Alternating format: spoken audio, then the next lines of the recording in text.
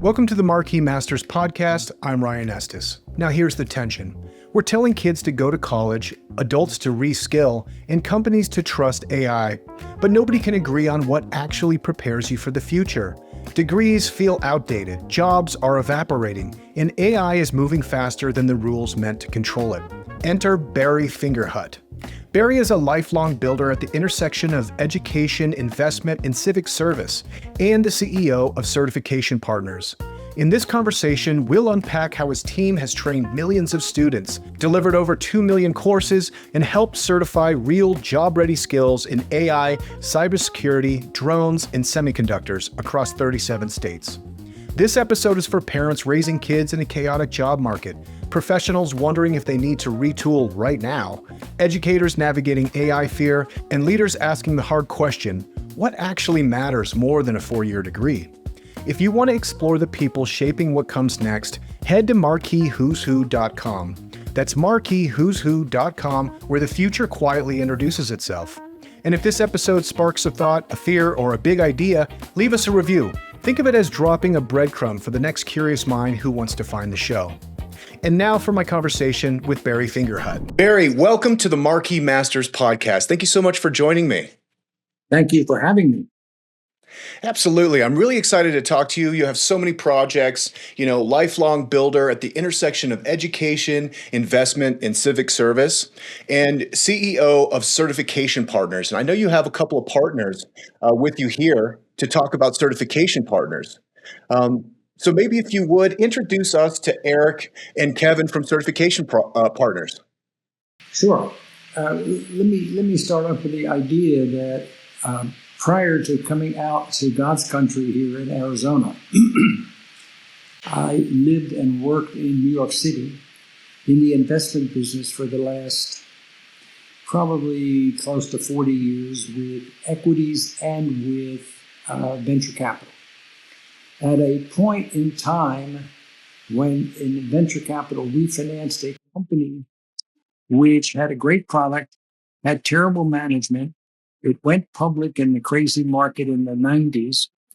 And basically we sold it as a venture firm. But then I bought it myself, the shares, because I loved the product. And then this went on for, I don't know, about a year and a half. And I basically ended up buying control of the company. The company is today, what is the beginning of what is today, the Certification Partners. At first, I had a fellow who was hired to run it out here who did not a great job. And so I said, if this is going to work, let it be my problem or let it be my challenge. So we moved from New York City out here, and we've been here since 10, right? 10, year end of 2010. Okay? And been involved, obviously, with running the company. Now, along the way, we basically we're selling product.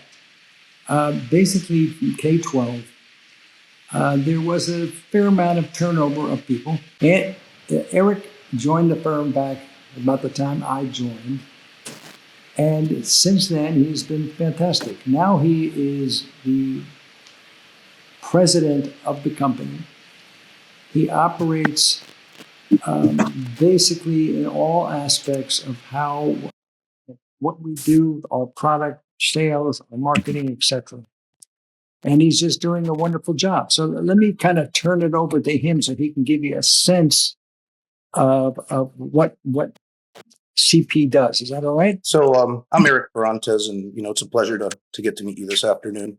With Certification Partners, we're a bit different than when I first started here 15 years ago. Originally, we were heavily focused into web technologies and dabbling into the cyber game. As of today, we're into drone technologies. We are in the cyber industries. We did create the first artificial intelligence certification that's designed for middle school students. Well, Barry mentioned we're heavily involved in the K through 12 arena. I'm proudly we can say we actually support any grade level from kindergarten to adult level as well. Moving in today, certification partners. We support not only our own brands that Barry has brought into the company, but we also support other organizations like a company called Thunkable with their programming certification. We are in relationships with organizations like Junior Achievement now, and several other companies like Rocket Drones, who's one of the first drone companies that's supported by Space Florida, or the Space Force United States. It's not just the Steve Carell show that we saw on Netflix. It's Space Force is real. So I'm very proud of my team. Certification Partners has certified and trained thousands of instructors and millions of students as of today.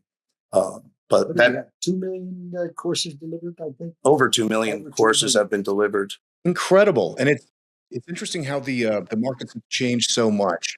So where would you say, or who is kind of like your ideal customer now? So right now we focus a lot with the high school career and technical education departments because they've had a very strong initiative towards industry certifications. They were probably one of the first groups of systems in education that have realized and tried to push that you don't always necessarily need that four-year degree to go and become successful in the real world. But we do support several states. For example, the state of Florida, Virginia, Ohio, Arizona, and many more along the way, like Michigan and some of northeastern United States. I think a total of 37 states have approvals with our certifications today. Amazing. And I have 2 teenagers, so I have a keen ear for this kind of information right now. And it sounds like really for people that are either changing careers or perhaps they're just entering the marketplace as kids, this is an opportunity to get very specialized certifications for very specialized roles. As we're looking at the 2026 and beyond, what are some of these job roles that certification partners can prepare students for?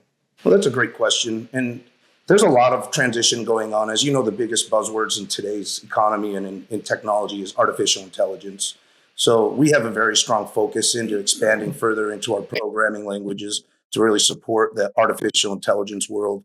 We're moving into more how artificial intelligence can become a best practice into the business world. What are the do's and don'ts into that, as well as focusing in heavily into the legalities between artificial intelligence. And we're also moving heavily into like drone or unmanned aviation, stuff like that. And that's kind of the future of where things are going.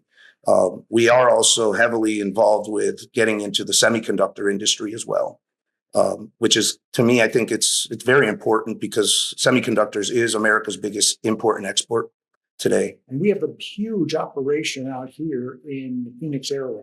Yeah, so we have TSMC and several other organizations like Intel are creating the largest manufacturing plants here, right locally, 20 minutes from where we're sitting today. And it definitely seems like we're kind of in the dawn of a new American manufacturing on top of it. Tell me a little bit about the semiconductor business. The semiconductor side of things is right now, my goal is to really educate the world into what the semiconductor industry is. Semiconductors doesn't necessarily just mean a microchip. There's a lot behind it. We have to look at what are the metals that are involved with it. What are the different type of things, the wafers? We have to learn what the aspects of it. So from our perspective today, we're trying to work on educating people to understand the career roles that are out there into the semiconductor world. But Ryan, you mentioned the thing with kids, and a lot of the certifications I've created, like my introduction to cybersecurity, I made it specifically because of my kids. My son was using tablets since he was 3 years old, and parent intuition kicked in, and I checked his Roblox account and he's got over 300 friends and he doesn't know 10 people. So we created a certification based on how do we protect ourselves online? So our introductions even into cyber are all based because of parent experience with my own children, trying to make sure that we're educating our kids. They know how to use it, but they don't know what they're applying to and how they're protecting themselves. Have you ever wondered how some people's stories live on, not just through their work, but through history itself? For nearly 130 years, Marquis Who's Who has been documenting the lives of leaders, innovators, and changemakers across every profession. From CEOs and scientists to artists and educators, Marquis has captured the stories behind success, the people who define our times. Being listed in Marquis Who's Who isn't just recognition, it's taking control of your personal brand and using it to create a meaningful and impactful legacy. It's a record of your life's work, preserved, published, and accessible to generations who will study, research, and be inspired by your contribution. If you've built something meaningful and you've made an impact in your field or community, this is how you ensure your story is told and your personal brand is maintained accurately with integrity. Visit marquiswho'swho.com to learn more about how you or someone you admire can be featured, because history remembers those who take the time to record it. Yeah, the rate of acceleration is so incredible right now.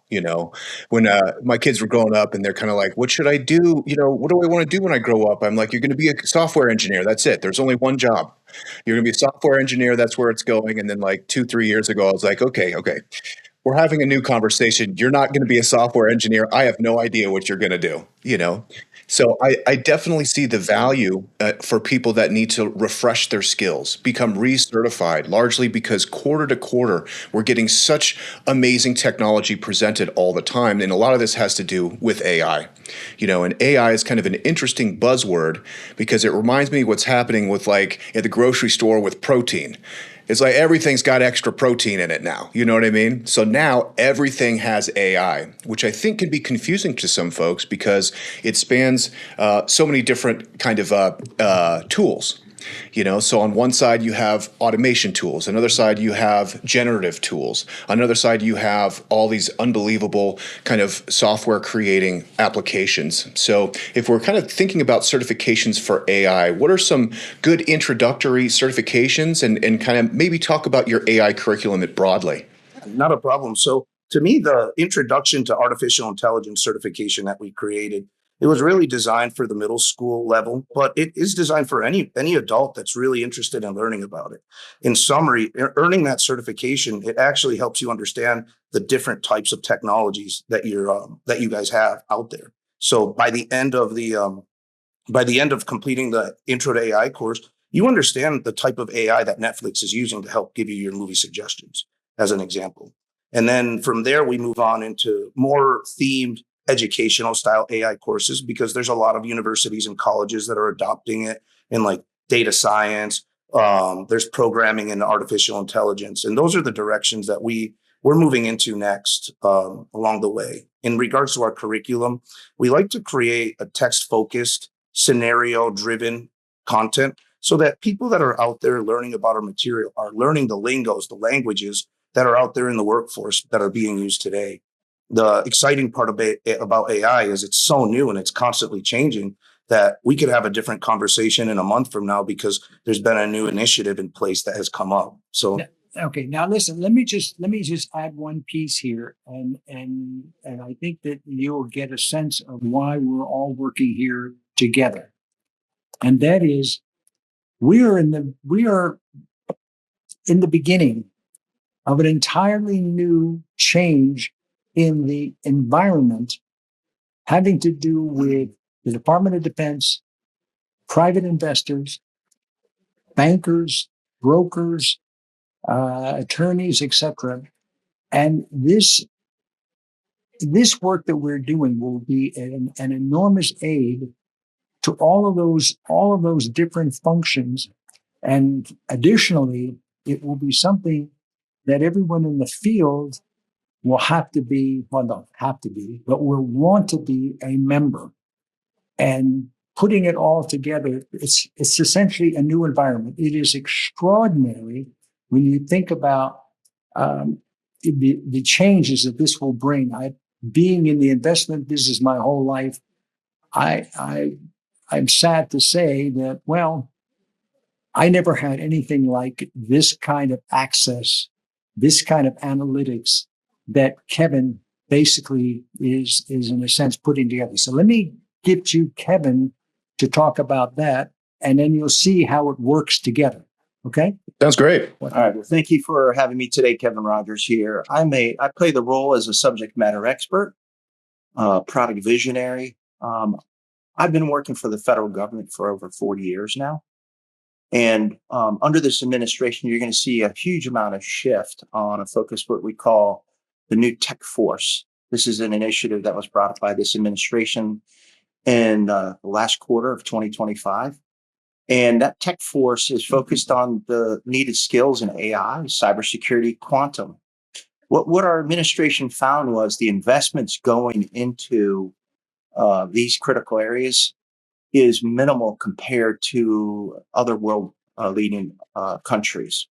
So this big initiative now, along with certification partners, we're creating ways for people to go into immersive learning, bring together innovation such as AI, quantum, cybersecurity, and tie these to programs. And typically you're dealing with a human capital issue and a technology issue. And that's where Barry's bringing together our platform called the Federal Innovation Network, which does matchmaking. It also matchmakes the venture capital needed to support these companies.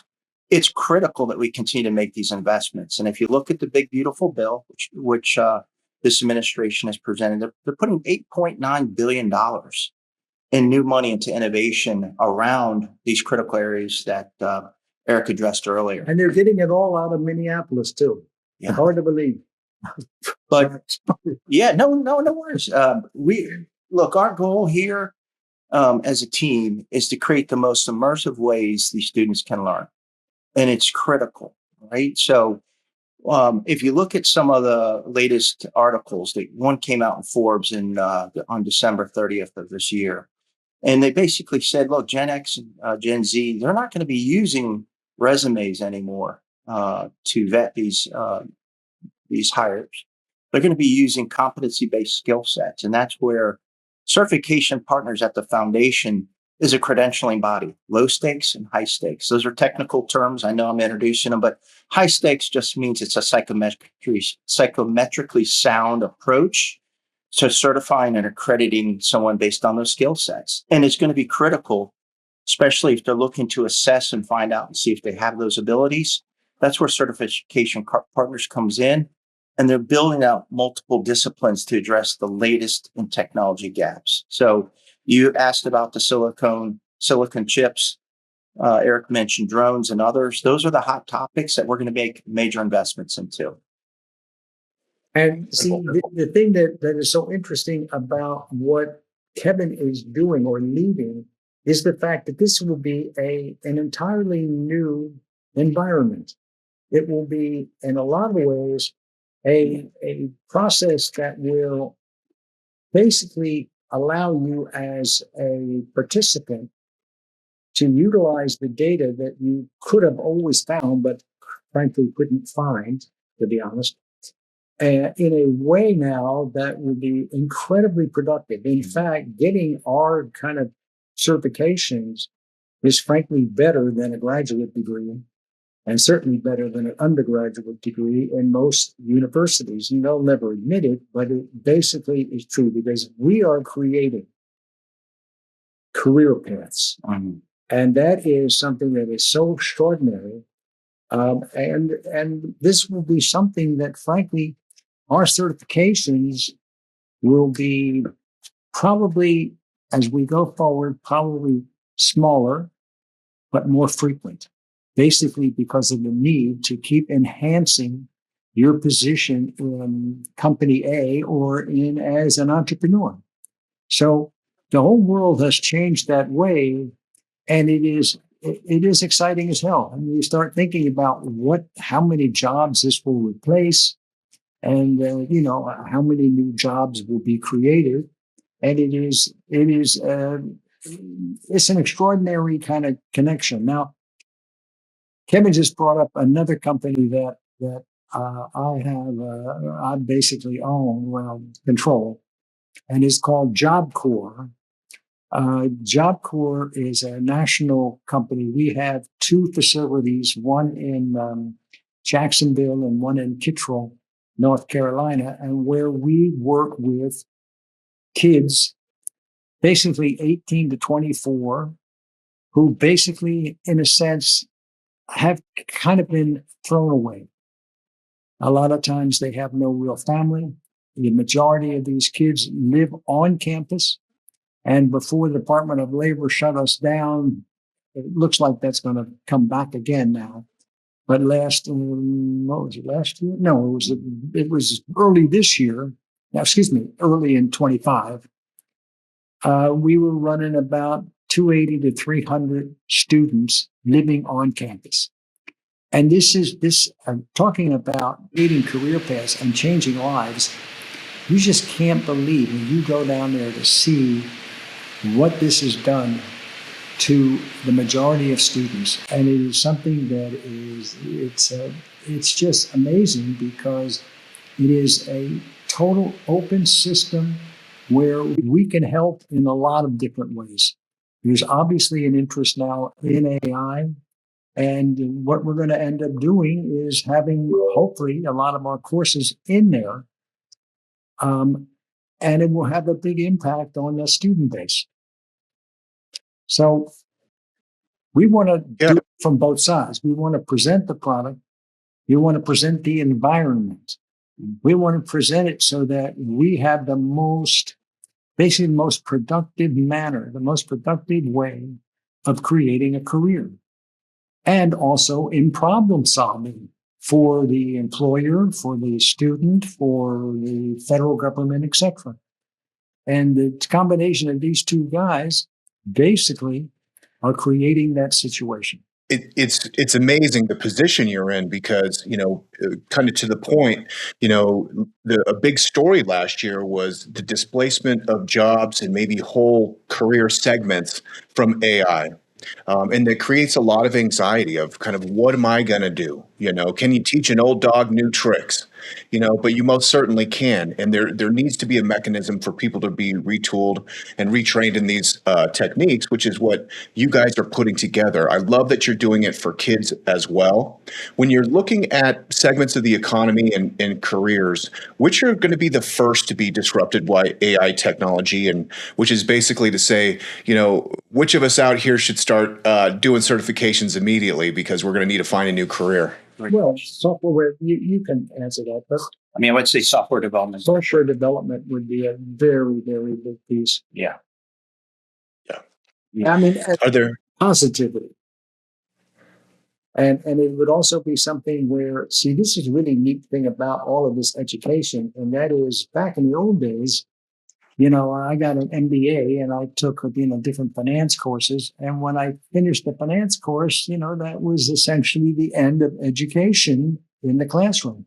There's never going to be an end of education in this AI whole area because of the change and because of the interest and the importance of being at least equal, if not ahead of your, in a sense, competitor. And in addition, I have to say, I'm an old fart, and this is the most amazing thing to me because it allows me at my age to also learn about, in a sense, the creation of the product, the creation of the entire situation, and what, in fact, we're going to be able to do with the best brains I know on both sides. So it is very exciting stuff. And it in a sense, we've been doing it a while, but in a sense, we're just beginning. Yeah. If COVID taught us one thing, it's that online education is pretty challenging. Yeah. And I love that you're talking about creating immersive learning environments. What can you tell me about the actual curriculum of certification partners and kind of like how you're encouraging like comprehension through these courses and certifications? Yeah, so I can help a little on that. No. We can help a lot. Don't give me So we create lab environment scenarios. For an example, right now we're creating a new front end developer certification. So right within our content, you're learning about what that code is, and then you actually have to go and do the hands-on experience.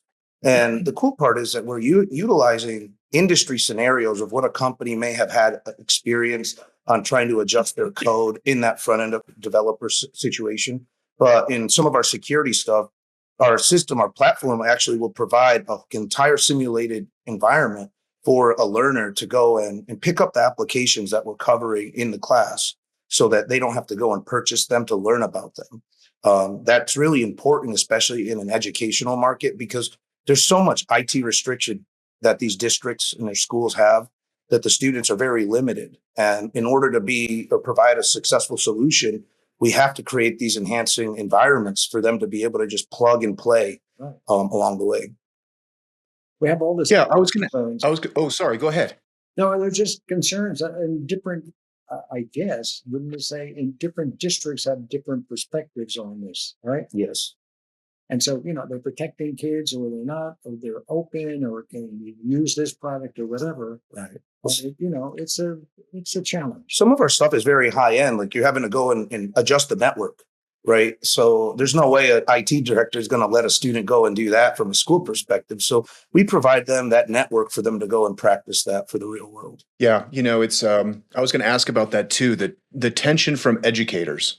Like I said, I've got a couple of teenage kids, so I'm getting communication from Denver Public Schools all the time. And recently, they basically banned all of OpenAI's products in favor of Google's Gemini products.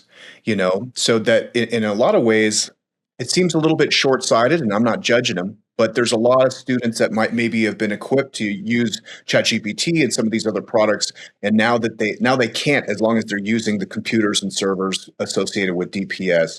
Do you find yourself having to actually help educate the teachers and administration who are maybe traditionally a little bit reluctant to adapt new technology and tools? Oh, yeah. We run into that quite a bit. One of the biggest things, an instructor doesn't want to make a change. You've spent so much effort and time in preparing to cover this in the class and be in front of 30 kids, 9 periods a day. The last thing you want to do is be told, hey, it's time to adapt and enhance what you're doing. So we really try our best to let instructors know that we're not here to compete or take away with what you're doing. We're here to complement what you're doing. When we're talking to these instructors, we're already linked or tied into the courses or programs that they do. We can show them how the frameworks do have an alignment so that they understand that we're not here to make your job harder. We're here to make your job easier along the way. But yeah, the whole idea of what you experienced, really a control coming from the IT department. And it just means that there was some people using one type of technology and then the other that they really wanted to narrow it down to just one solution.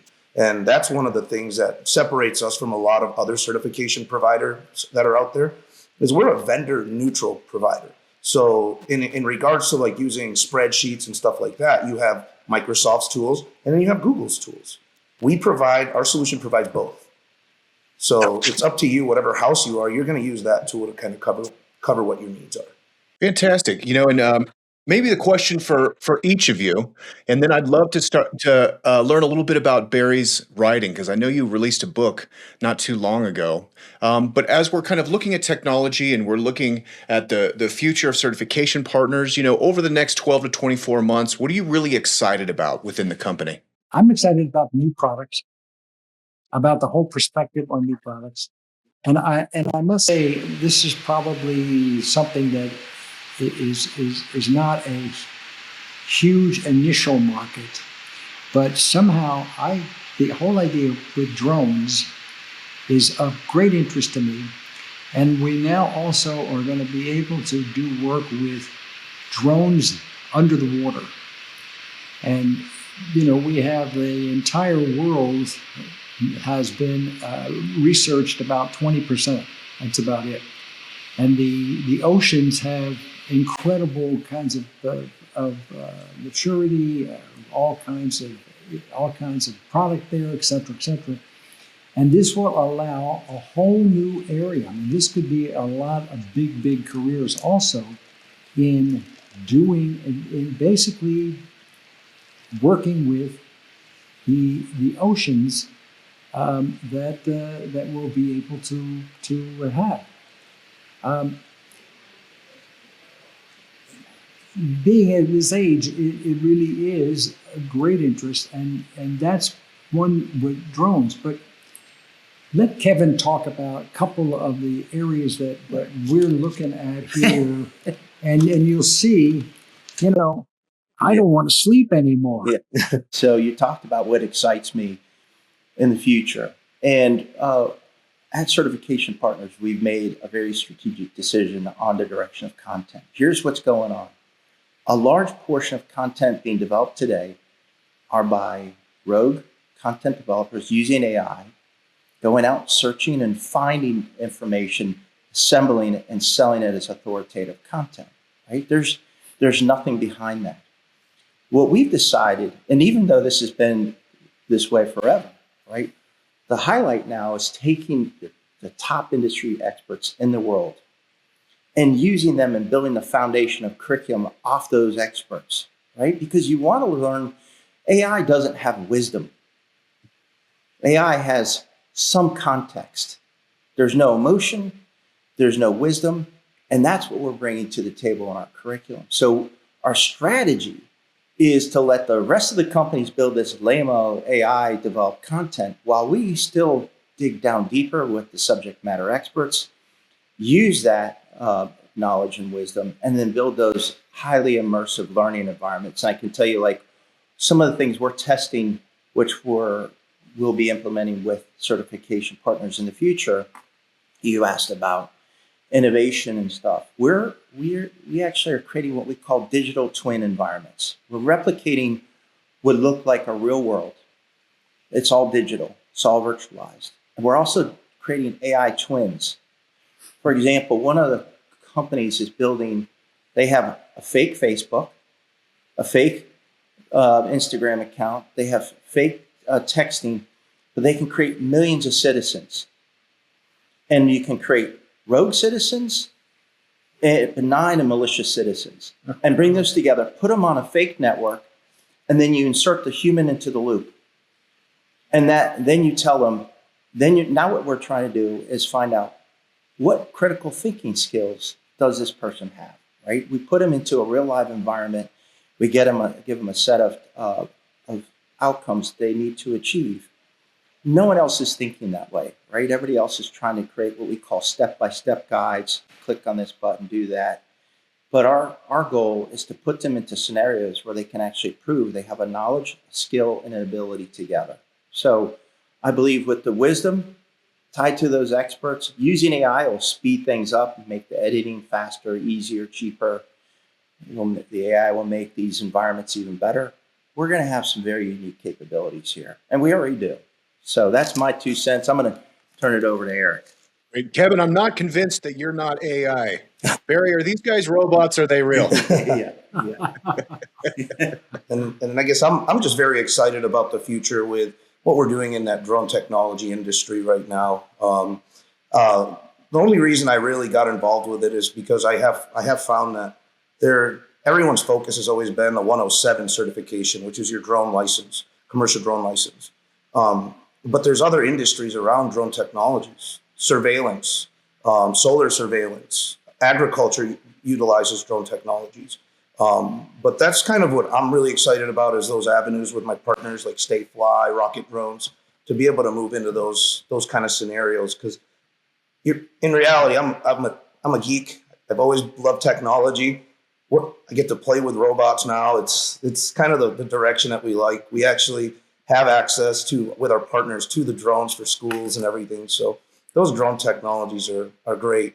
And then on top of it, with our new partnerships that we have, our focus is really getting into the stackable credentials and making micro certificates with some of our new partners like Dunkable, Rocket Drones, and hopefully with our newest member, Junior Achievement. Incredible. Yeah, I'm a lifelong nerd myself. It's just the so much fun right now. You know, the drones and the robots coming down the pipe. I'm super excited. Well, there are a lot of people who are afraid. Sure. And perhaps for good reason. Yeah. The fundamental challenge I'll just, Barry and I were up on Capitol Hill on September 23rd. And there was a bunch of Congress people there, about 20 of them. And there was about another 80 individuals. And we were talking about AI. And there was four questions asked. First question was, how many of you use AI on a daily basis? And a majority of the room raised their hand. I would say 95%. Yeah. How many of you use it every day in your job? it went down by about 20%. And the next question, which was pretty profound, was how many of you trust AI? How many hands do you think went up in that room of 100 people? I would say 0. Close, very close. 1. And then the final question is, what will it take you to trust AI? Right? And no one could really put that definition out there. And at Certification Partners in our curriculum, those goals, we're trying to build up that knowledge, skill, and ability so people can make those critical decisions. I believe Gemini was chosen because they got a set of guardrails. There's a set of ways that they can curtail the data that the students get access to. Even though ChatGPT has the same capabilities, you're going to find that because we don't have federal standards today, we call it the Wild Wild West. Being out here in Phoenix, it's a kind of an appropriate term. But that Wild Wild West is somewhat governed by the state statutes. Today, we have states that have, in California's coming out with some heavy-duty AI state statutes, and then you've got Europe. Eventually, I think by this year, we should have some type of frameworks under this administration. They don't want to curtail it, but I think most organizations need it. And that way they know what they can do to secure that AI, right? That's going to be critical as we move forward because everything we're doing, I told you, content development, it's going to hallucinate. There's this concept of hallucination where it thinks one thing and it tells you something that's similar to it, but it's wrong. And that's what we all have to worry about. And we're here to guarantee those individuals who are learning this stuff understand those core skills and how to make those critical decisions. Really interesting set of 4 questions. And I think also kind of puts underlines the unease that people may have. You know, there's one side that kind of wants everything to slow down, but Kevin, you kind of made the point that like, hey, there's other countries that are like pushing really hard and we have to stay in front. We have to stay competitive. You know, the administration and David Sachs, you know, being appointed the crypto and AI czar, seem to be doing a really solid job of figuring out where, you know, rational compliance can meet kind of this aggressive futuristic movement that we kind of all have to embrace. So, you know, how can we end up trusting AI? Maybe the solution is we don't ever want to completely trust it. That there's probably some healthy skepticism in there. However, it is such an incredibly powerful tool that without it, you know, you're going to be left behind. Yeah, absolutely. 100%. So you wanted to talk about the books, did you say? I do. And Barry, maybe we can tee this up a little bit because I read a lot about you. And fortunately, there's a lot of quotes out there attributed to you. So I wanted to start with this one. You said, money is a tool, not the end. The goal is repairing the world. And I know this is kind of a larger philosophic standpoint for you. Maybe you could begin with that.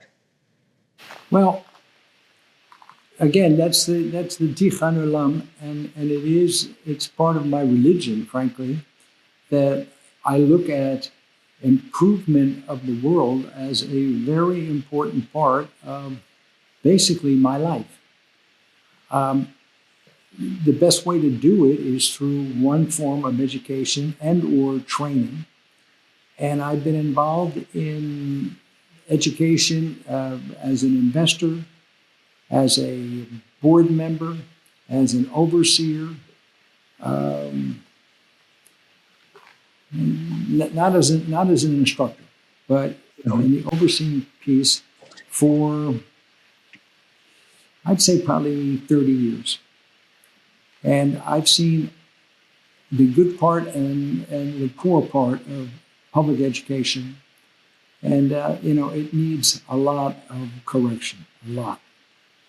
And it's a sad thing, but it's I believe it'll be ameliorated, but it's hard to be very bullish on it currently. I agree. My grandfather always said, tend the part of the garden that you can reach. So it sounds like this kind of the intersection of education and finance and enterprise is kind of like really your wheelhouse. Yes, I would say that that's the case. I have a lot of other investments in in smaller companies that are, startups and stuff. And a lot of it has to do with education, basically for helping artisans around the world, female artisans around the world, and what that will do for people right now we're looking at Africa, but in a number of countries. And it's an exciting thing. Here's a whole change of life for a lot of people who, frankly, have been, I guess the best word would be saying, underutilized. They've been Underserved. What's that? Underserved. Yeah, underserved, and they've really been, they've been the subject of a lot of abuse. And this will be one way to ameliorate that. And I think it will, and I think it'll be exciting as hell. A couple of questions before we get out of here. This has been enlightening and tons of insights. It's been great. Barry, you could retire tomorrow and live a grand life in Arizona. What keeps you going? Retire? What numbers that mean? No, I'm not going to retire. I have some different businesses where hopefully I'll sell, and it'll bring in a lot of capital. But I have to look around the room here because my wife is in the other room. But it's always we don't have enough cash, and but that isn't really it. The interesting thing about how I invest, basically incrementally, is, and in fact, the last 3 companies that I've invested in are all women-owned, which frankly means nothing to me because I didn't look at it that way, but these are very talented individuals. And there's nothing better, maybe except for writing, that I find that would be more stimulating and more of interest than what it is setting up a new business. I mean, being in the venture business is something that I've been since the 90s. And I realized the venture business is a lot more than what it is thought of. And there's a need for the investor to be involved for a long time. Because about 90%, of startups fail. And most of it is not because of product. Most of it is because they're working so hard on the product, they forgot that they missed payroll, that kind of stuff. And they need to have that perspective that is really very important. So, The time. yeah, I mean, I'll be doing this, I don't know. I just finished a book that has to do with, called The Power of Verse, and it has to do with Anna Akhmatova, who was the most extraordinary poet in Russia in the last century. And she was never allowed to publish because of Stalin.